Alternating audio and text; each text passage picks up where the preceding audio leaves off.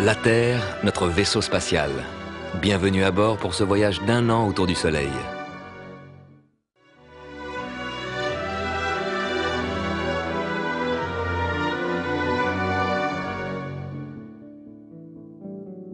Cette semaine, c'est l'équinoxe, le début du printemps.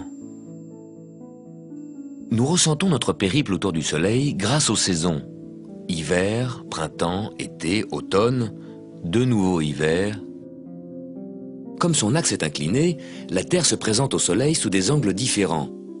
Quand la Terre est ici, le Soleil, à midi, est à la verticale de l'hémisphère sud.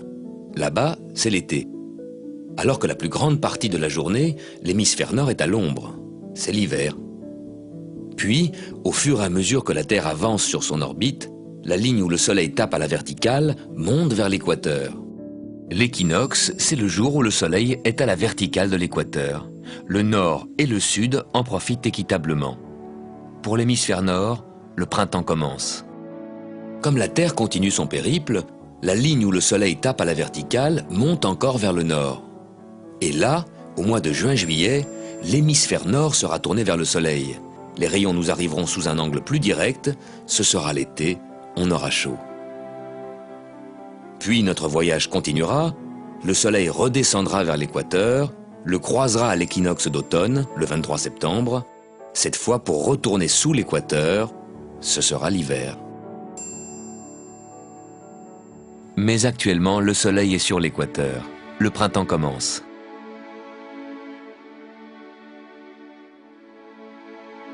C'est à cette époque d'équinoxe que se produisent les grandes marées. L'attraction de la Lune attire l'eau des océans. Si la Lune est en position de demi-lune, cette force d'attraction agit dans cette direction. Tandis que l'attraction du Soleil agit dans une autre direction. Ces deux forces divergentes ne provoquent que de petites marées. Par contre, si la Lune est alignée avec le Soleil, leurs forces d'attraction s'additionnent, se conjuguent et provoquent des marées plus fortes. Le jour de l'équinoxe, le Soleil parfaitement vertical par rapport à l'équateur vient ajouter sa force d'attraction à la force centrifuge de la Terre. Et c'est comme cela que se produisent les grandes marées d'équinoxe. Un autre facteur est important pour les marées, la distance de la Lune. L'orbite de la Lune est une ellipse. Parfois la Lune est loin, parfois elle est proche. Plus la Lune est proche, plus la marée est forte. Parfois, les plus fortes marées n'arrivent pas au moment de l'équinoxe, mais les jours où la Lune était au plus près de la Terre.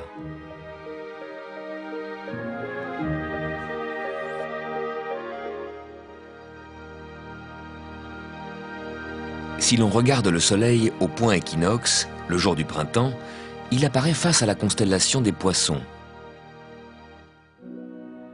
L'axe de la Terre au cours des millénaires décrit un cercle, change un peu d'inclinaison. L'équateur évidemment change également d'inclinaison, très lentement. Mais si l'équateur change d'inclinaison, le jour de l'équinoxe changera également, puisqu'il y a équinoxe quand le Soleil se trouve à la verticale de l'équateur. Depuis 3000 ans, le jour de l'équinoxe, le Soleil se trouvait devant la constellation des Poissons.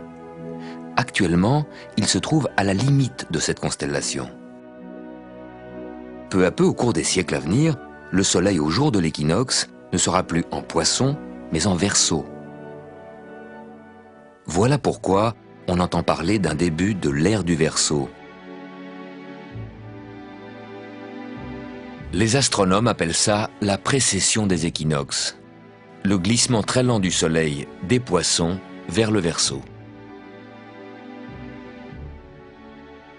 Quand nous parlons des Poissons et du Verseau, ce sont les constellations, les groupes d'étoiles, pas les signes astrologiques. Les astrologues n'ont pas réajusté leurs signes à ce glissement de l'équinoxe. Au cours des millénaires, les signes astrologiques se sont décalés par rapport aux étoiles. Tous les 2 ans environ, la Terre dépasse Mars, la planète rouge, qui circule sur l'orbite voisine extérieure. La Terre sur l'orbite intérieure, plus rapide que Mars, le double tous les 2 ans. Pendant cette manœuvre de dépassement, la Terre glisse peu à peu entre Soleil et Mars. Soleil, Terre et Mars sont alignés. Tous les 2 ans, Mars est donc en opposition avec le Soleil. Ça veut dire que vu de la Terre, au moment où le Soleil se couche à l'ouest, Mars se lève à l'est. Vers minuit, on peut trouver Mars un peu plus jaune que les étoiles en regardant plein sud. Quand la Terre rejoint l'axe Mars-Soleil, Mars est en face du Soleil.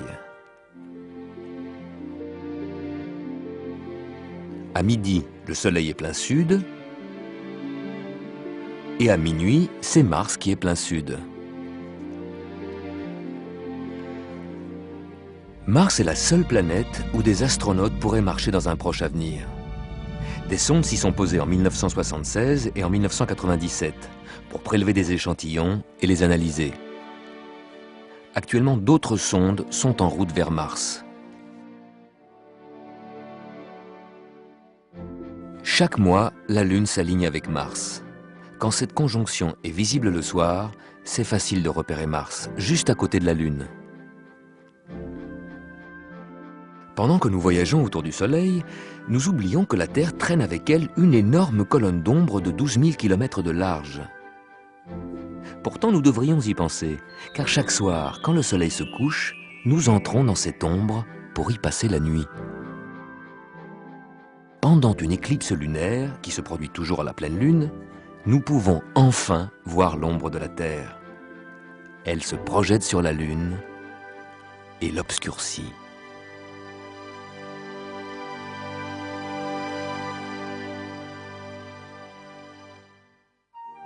Les éclipses lunaires, totales ou partielles, se produisent 2 semaines avant ou après une éclipse solaire. Pour les éclipses du Soleil, la zone de totalité est très étroite et l'éclipse ne dure que quelques minutes. Par contre, 2 semaines plus tard, quand la Lune se situe exactement en face du Soleil et plonge dans l'ombre de la Terre, l'éclipse dure des heures, car l'ombre de la Terre est plus large que la Lune. Toute la moitié nuit de la Terre peut profiter de l'éclipse lunaire. Si la Lune est entièrement dans l'ombre de la Terre, la face de la pleine Lune va prendre une couleur rose-mauve. Les rayons du Soleil qui traversent notre atmosphère donnent à la Lune des couleurs de soleil couchant.